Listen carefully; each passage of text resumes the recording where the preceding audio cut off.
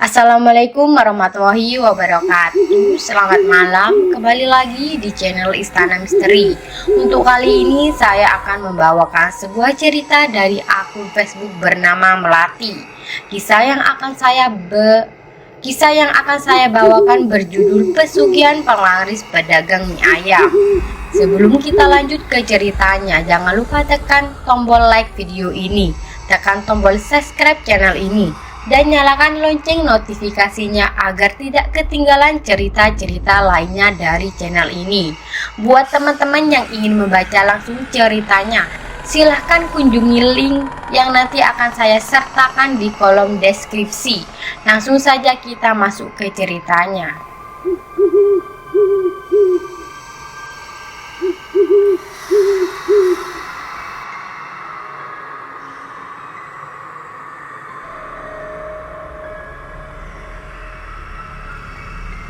Suasana ramai pada saat Susi dan kita pulang dari sekolah dengan mengendarai sepeda motor.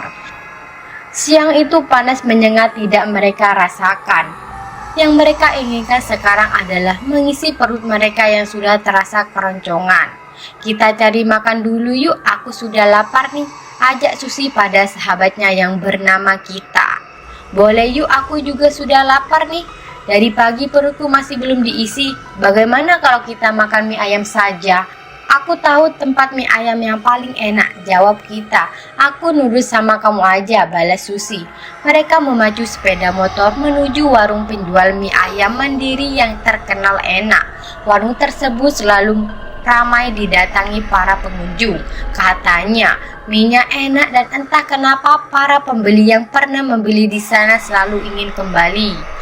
Tak lama kemudian, sampailah mereka di tempat tujuan, yaitu warung mie ayam mandiri. Keduanya langsung masuk ke dalam warung dan memesan mie ayam tersebut. Suasana warung ramai. Mereka mengambil tempat duduk di pojokan.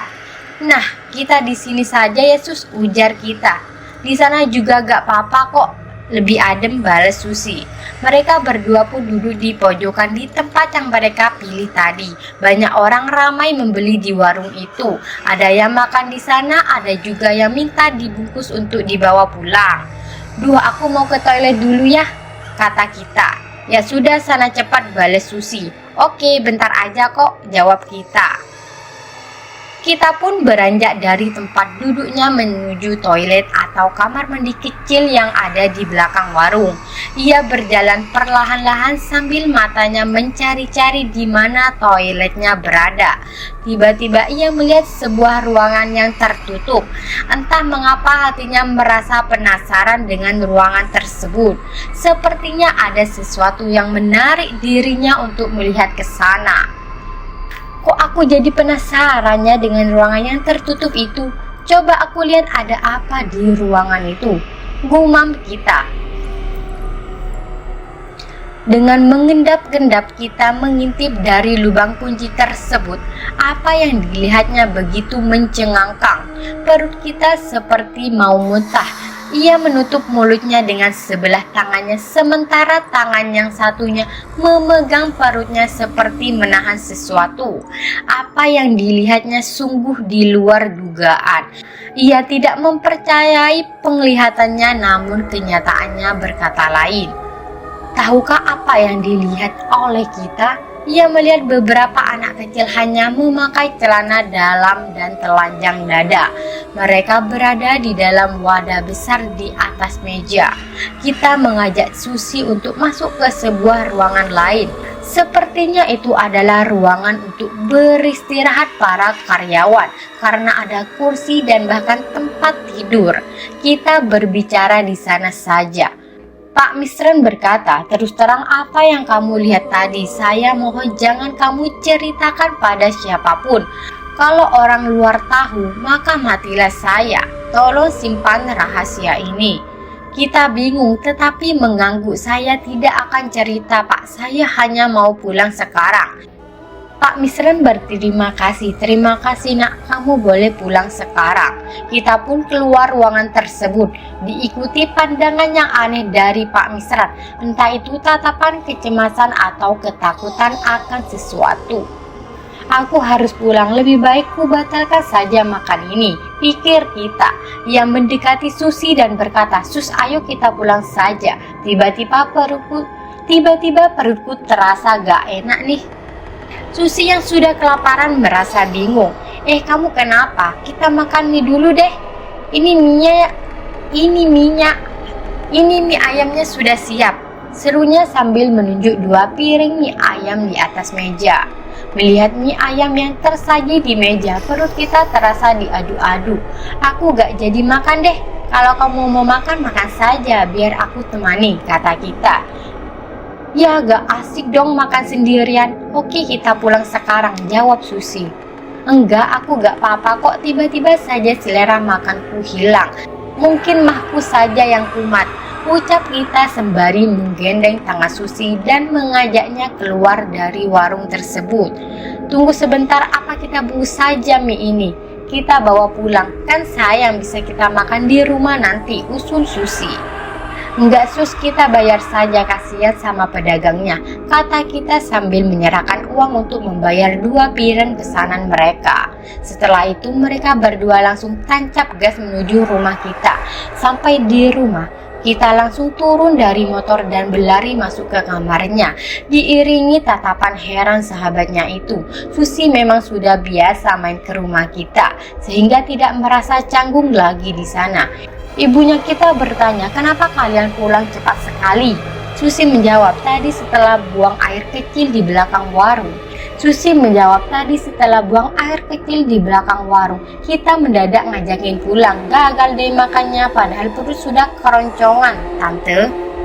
Oh begitu ya, ya sudah, sana kamu makan di sana saja. Tante sudah masak kok. Ada semur ayam sama sambal. Ambil sendiri di dapur ya. Ajak kita makan sekalian biar bareng.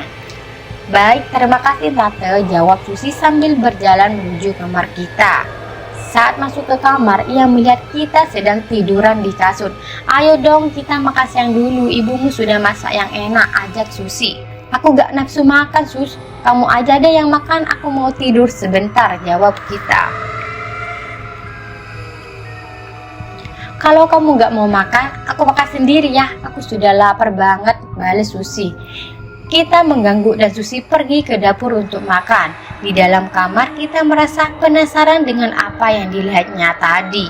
Aku harus bertanya pada orang yang mengerti akan baik buruknya, ucap gadis itu di dalam hati. Karena merasa capek, akhirnya kita tertidur. Namun perasaannya tetap penasaran dengan kejadian misterius di warung mie tadi. Ia memutuskan akan mencari tahu lebih lanjut di kemudian hari. Kita dalam tidurnya sering mengigau, dan hal ini membuat ibunya cemas dan bertanya-tanya apa yang terjadi padanya. Namun, niat hati kita untuk bertanya dengan orang yang lebih mengerti tentang hal tersebut belum terlaksana. Alhasil ia merasa ada gangguan pada dirinya. Sering melamun, susah tidur, sering mengigau dan trauma. Kedua orang kita pun merasa heran dan cemas melihat perilaku anak mereka. Pak, Ibu heran dengan kelakuan kita akhir-akhir ini. Sepertinya ada sesuatu yang ia sembunyikan dari kita, ucap ibunya. Memangnya ada apa Bu? Tanya ayahnya. Ibu juga tidak tahu Pak. Sekitar seminggu yang lalu, dia dan temannya Susi pulang ke rumah, katanya mereka tidak jadi makan mie ayam.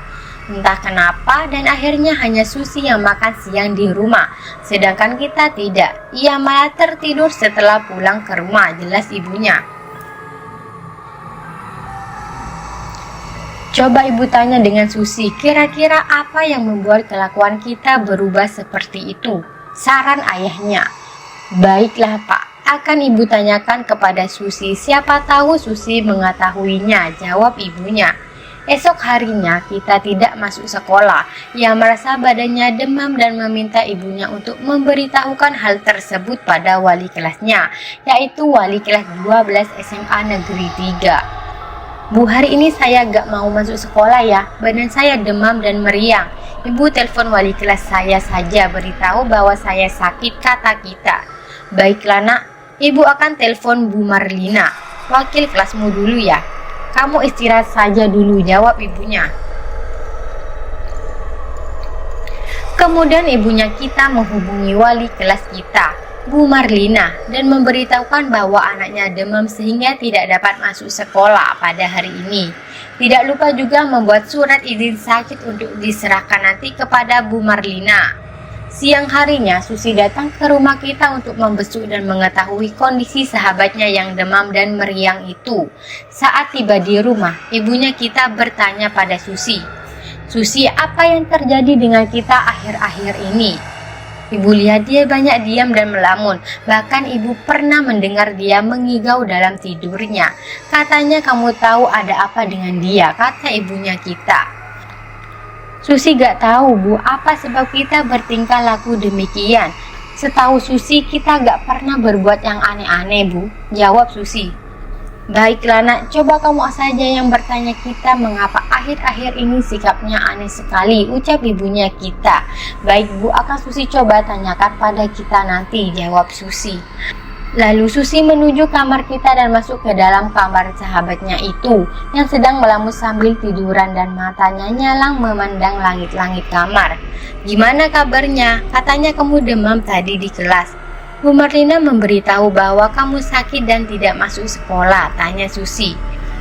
Kita menghela nafas panjang. "Aku gak tahu Sus, ada sesuatu yang bikin aku jadi begini," jawabnya dengan suara pelan. "Ceritakanlah biar aku bisa bantu," minta Susi. Kita pun mulai bercerita. Ia mengingat kembali peristiwa yang terjadi di warung mie itu. Dari saat itu menuju toilet hingga melihat sesuatu yang aneh dan menjijikan di ruangan tertutup. "Ah, masa sih kamu bisa melihat hal seperti itu dari lubang kunci?" tanya Susi dengan raut tak percaya.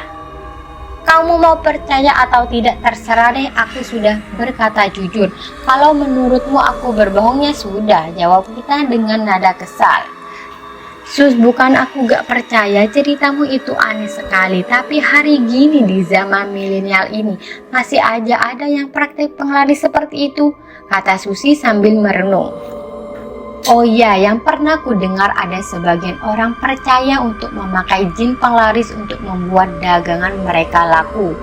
Biasanya ciri-ciri warung yang memakai jin penglaris yaitu letak dapurnya yang sangat jauh.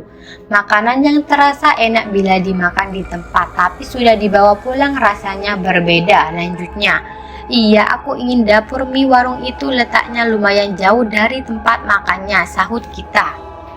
"Wah, bisa saja tuh warung mie tersebut memakai jin penglaris." "Wah, bisa jadi warung mie tersebut memakai jin pelaris, karena lihat saja warung makan di sekitar warung itu tampak sepi pengunjung," ujar Susi.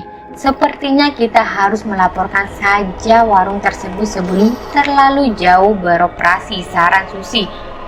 "Aku akan menceritakan hal ini pada ibu dan ayah, tapi kata ibuku aku suka mengigau di malam hari dalam tidurku. Mungkin kejadian tersebut terbekas di otakku sehingga sampai terbawa mimpi," kata kita.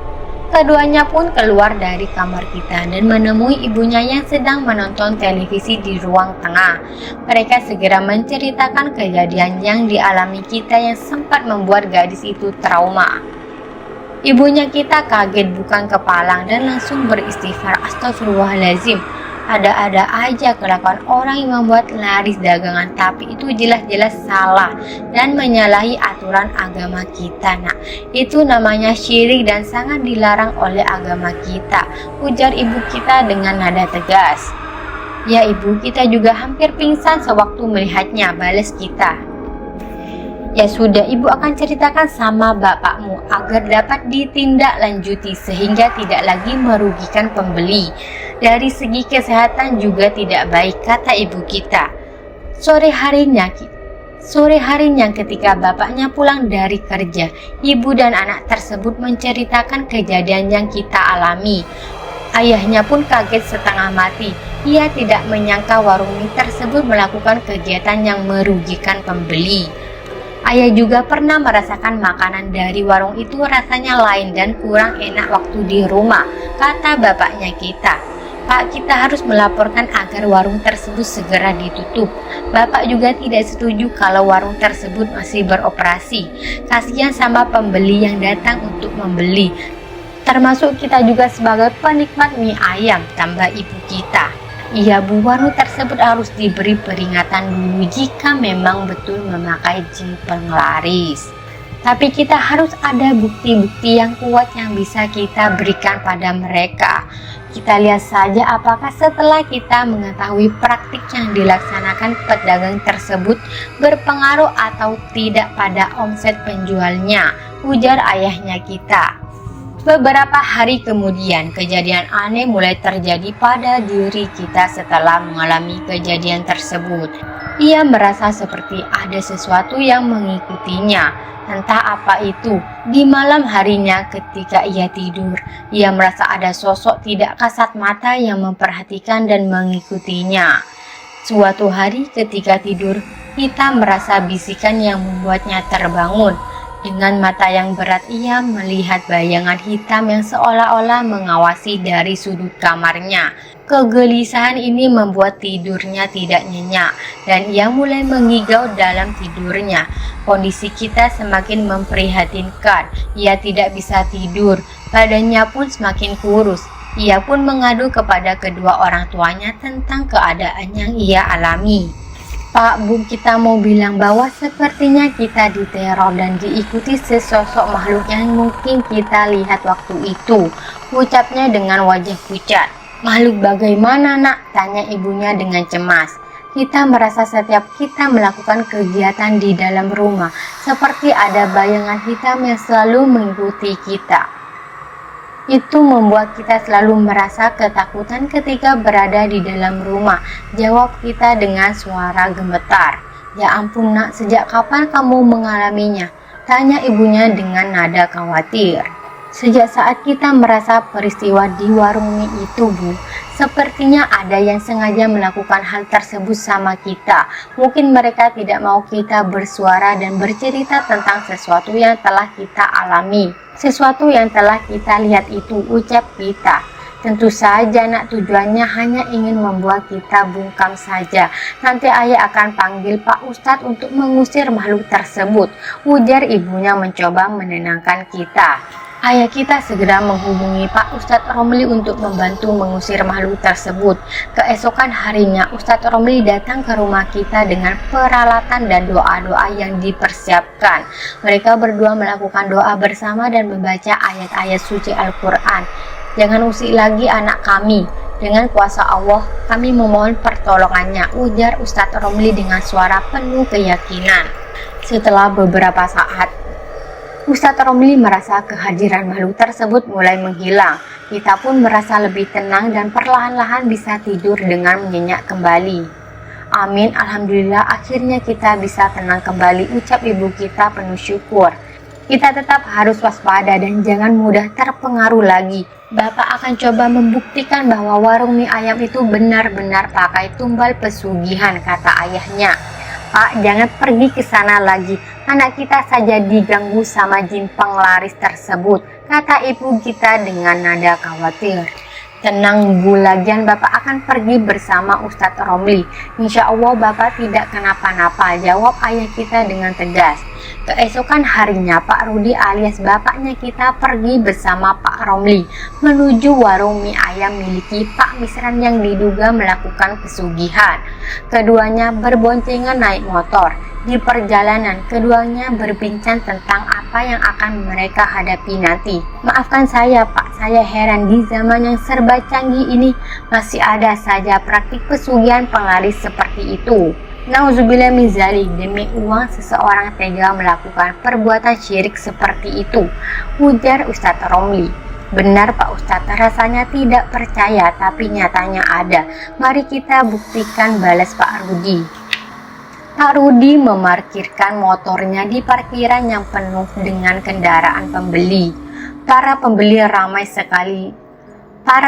ramai sekali siang itu. Mereka hanya tahu bahwa mie ayam tersebut enak sekali, tetapi tidak mengetahui ada apa di balik ramainya pembeli itu. Ustadz Romli langsung merasakan aura mistis ketika masih berada di luar. Apalagi saat mereka berdua memasuki area warung tersebut dan berpura-pura memesan 2 mangkok mie ayam.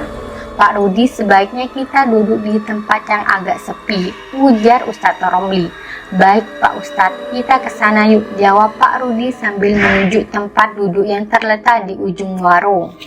Keduanya duduk di bangku yang telah mereka pilih sambil menunggu pesanan. Lagi-lagi Ustadz Romli merasakan hawa negatif dan panas yang luar biasa di ruangan tersebut. Saya merasakan kehadiran sesuatu yang tidak baik di sini, bisik Ustadz Romli. Saat pesanan mie datang, Ustadz Romli melantunkan doa-doa dan ayat-ayat suci Al-Quran sambil menatap tajam ke arah dapur yang terletak agak jauh dari tempat makan. Secara perlahan, hawa negatif yang terasa kuat mulai menghilang. Ustadz Romli melanjutkan doanya dengan khusyuk, memohon pertolongan Allah agar makhluk tersebut pergi dan tidak mengganggu lagi. Di dapur, Pak Misran yang berada di sana merasakan kegelisahan yang luar biasa. Ia tidak menyangka ada yang berani mengusik praktik pesugihan yang selama ini ia lakukan. Ia berusaha menahan amarahnya dan berdoa agar tidak ada yang mengungkap rahasianya. Namun doa dan Ustadz Romli tidak sia-sia. Dengan izin Allah, aura negatif dari makhluk halus yang mengganggu perlahan menghilang. Pak Misran yang berada di dapur merasakan tubuhnya melemah dan ia jatuh terduduk. Jangan usik lagi anak kami mohon pertolongan Allah, ucap Ustadz Romli dengan tegas. Pak Misran akhirnya menyerah dan mengakui perbuatannya. Dengan air mata penuh penyesalan, ia meminta maaf kepada Ustadz Romli dan Pak Rudi. Maafkan saya Pak, saya telah berbuat dosa besar. Saya akan berhenti melakukan ini dan bertobat kepada Allah, kata Pak Misran dengan suara bergetar. Kami hanya ingin Anda berhenti melakukan hal ini dan kembali ke jalan yang benar. Semoga Allah mengampuni dosa-dosa Anda, jawab Ustadz Romli. Pak Misran berjanji untuk tidak lagi melakukan praktik pesugihan dan akan memulai hidup baru dengan cara yang halal. Pak Rudi dan Ustadz Romli pun merasa lega dan berharap kejadian ini menjadi pelajaran bagi semua orang. Saya memang tidak mau mencampuri urusan Anda, wahai Bapak pemilik warung. Tapi Bapak telah mengutus jin piaraan Bapak untuk mengganggu dan meneror anak dari teman saya. Itu sekarang mau tidak mau jadi urusan saya, ujar Ustadz Romli dengan tegas. Salah dia sendiri kenapa dia mau menceritakan apa yang ia lihat pada orang lain. Karena itu saya harus membungkamnya sebelum ia bercerita ke lebih banyak orang lagi, balas Pak Misran dengan nada menantang. Dengan wajah yang semakin serius, Ustadz Romli melanjutkan, sesungguhnya saya datang ke sini bukan untuk bertengkar, tapi untuk mengingatkan bahwa perbuatan Anda ini salah besar di mata Allah. Pak Misran tertawa sinis, mau mengajarkan saya tidak takut setinggi apa ilmu Anda. Ini semua demi keberlangsungan usaha saya. Ustadz Romli merasakan bahwa suasana semakin memanas. Ia pun berdoa dalam hati memohon pertolongan Allah untuk mengatasi situasi ini. Saat itu wajah Ustadz Romli berubah menjadi merah padam. Ia merasakan kehadiran makhluk gaib yang kuat di sekitar warung itu.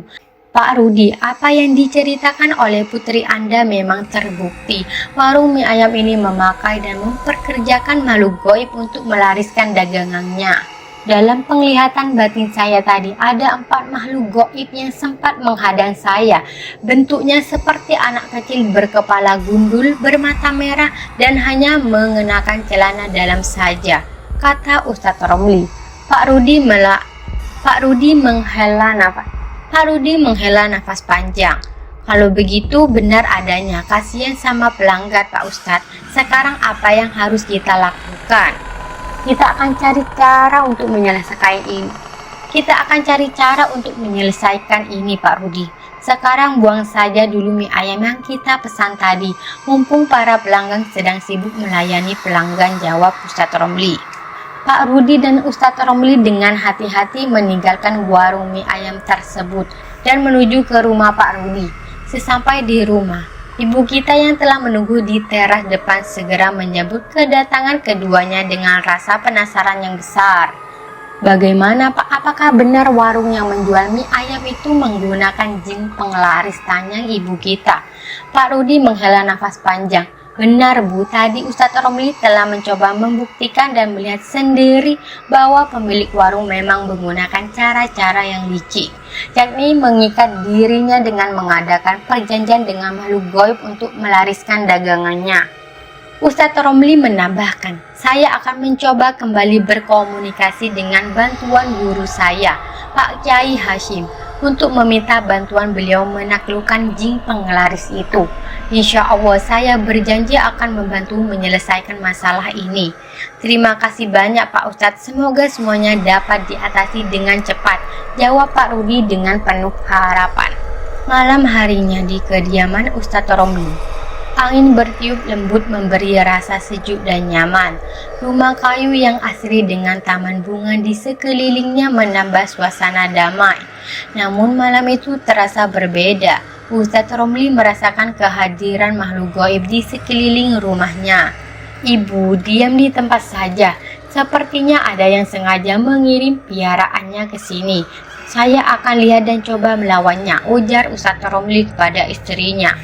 Masya Allah, hati-hati ya Pak, jawab istrinya dengan cemas.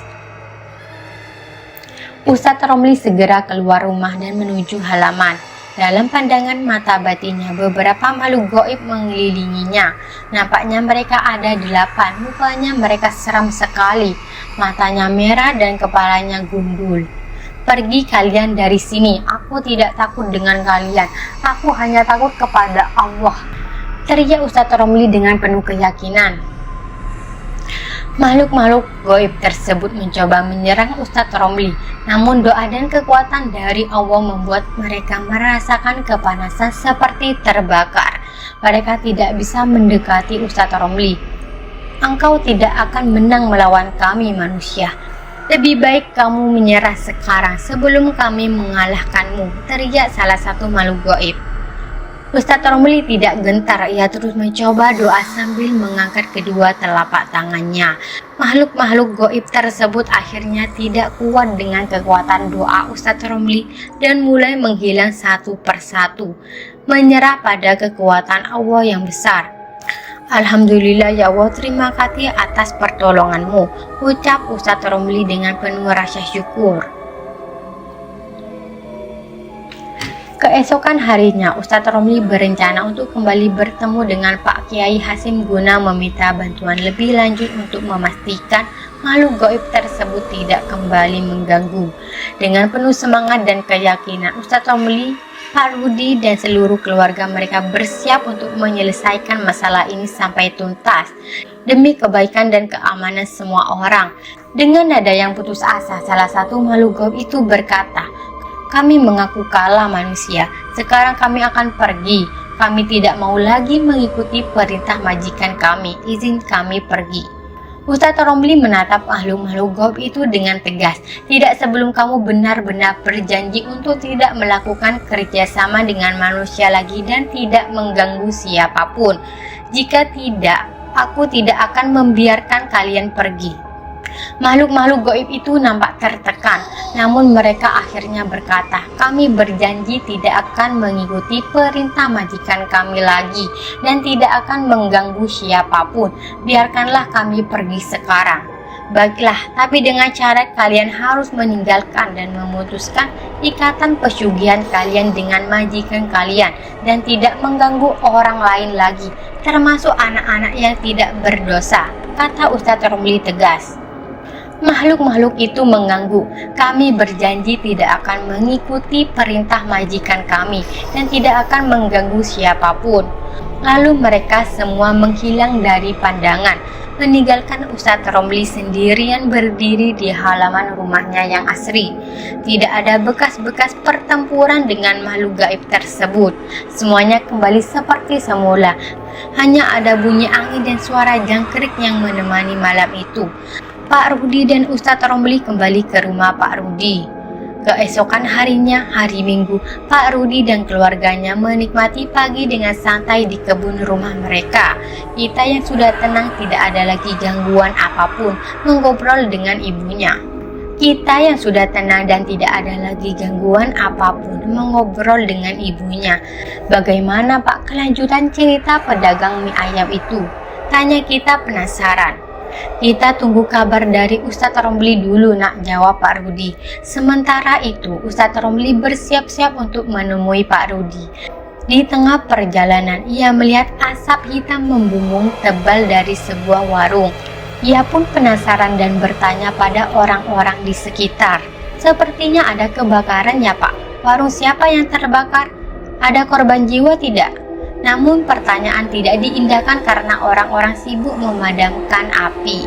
Ustadz Romli segera menuju rumah Pak Rudi. Setiba di sana, ia disambut dengan hangat. Pak Ustadz silakan masuk, kami sedang duduk santai di rumah. Tadi saya melihat ada kebakaran di jalan, sepertinya warung yang terbakar, kata Pak Rudi. Betul Pak, saya sempat berhenti sebentar dan melihat orang-orang membantu memadamkan api. Saya datang kemari untuk memberitahu bahwa semalam di rumah saya ada gangguan dari makhluk gaib. Mereka adalah piaraan dari pedagang mie ayam yang memakai pesugihan itu. Jelas Ustadz Romli.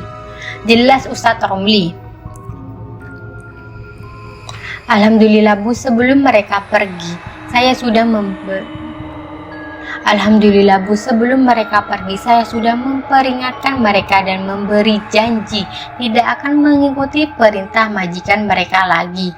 Tambah Ustadz Romli, kita harus membuktikan sendiri Pak. Mari kita berangkat, ajar Pak Rudi dengan penasaran. Kita harus membuktikan sendiri Pak, mari kita berangkat, aja Pak Rudi dengan penasaran. Mereka berdua berangkat ke warung mie tersebut. Namun ketika mereka hampir sampai, mereka terkejut melihat bahwa warung yang terbakar adalah warung mie ayam tersebut. Innalillahi wa inna ilaihi rojiun. Sepertinya warung itu yang terbakar Pak, kata Pak Rudi dengan penuh kasihan. Betul Pak, semuanya habis tidak tersisa, balas Ustadz Romli. Betul Pak, semuanya habis tersisa, Betul Pak, semuanya habis tidak tersisa, balas Ustadz Romli. Mereka mendekati lokasi dan melihat bangunan warung yang telah terbakar habis. Petugas pemadam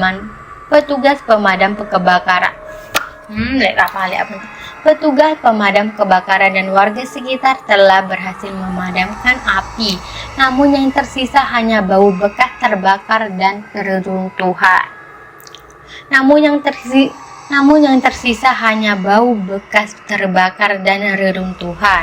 Pak, kapan kejadiannya dan apakah ada korban jiwa? Tanya Pak Rudi kepada petugas kepolisian. Kebakaran terjadi sebelum waktu subuh. Pak. Tidak ada korban jiwa karena pemilik warung sedang tidak berada di tempat, jawab petugas kepolisian. Pak Misram, pemilik warung, tiba dengan tergesa-gesa dan langsung menjerit histeris melihat warungnya yang telah terbakar. Astagfirullah, apa yang telah terjadi? Tangis Pak Misran. Pak Rudi dan Ustadz Romli mendekati Pak Misran yang terlihat sangat terpukul. Taubatlah kepada Allah Pak, hanya Dia yang Maha Kuasa. Semua ini takdirnya, kita harus rela dan ikhlaskan menerimanya. Semua ini takdirnya, kita harus rela dan ikhlaskan. Semua ini takdirnya, kita harus rela dan ikhlas menerimanya, kata Ustadz Romli. Pak Misran menangis, maafkan saya Pak Ustadz, saya telah salah, saya telah sombong dan angkuh. Semua belum terlambat Pak, selama kita selalu ingat dan taat beribadah kepadanya, insya Allah kita akan selalu diridhoi. Semua belum terlambat Pak, selama kita selalu ingat dan taat beribadah kepadanya, insya Allah kita akan selalu diridhoi Allah Subhanahu wa Ta'ala. Masih ada waktu untuk bertobat, ujar Ustadz Romli. Akhirnya mereka berpamitan kepada Pak Misran dan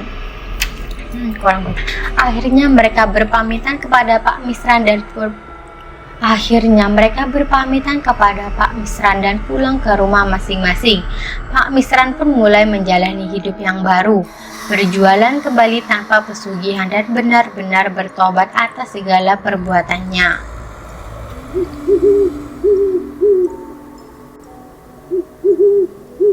Oke teman-teman, sekian untuk kisah kali ini. Bagaimana menurut kalian tentang kisah ini? Tulis komentar kalian di kolom komentar. Dan buat teman-teman yang baru bergabung, jangan lupa like, comment, and share, serta subscribe channel ini. Dan nantikan kisah-kisah horor berikutnya tetap di channel Istana Misteri. Wassalamualaikum warahmatullahi wabarakatuh.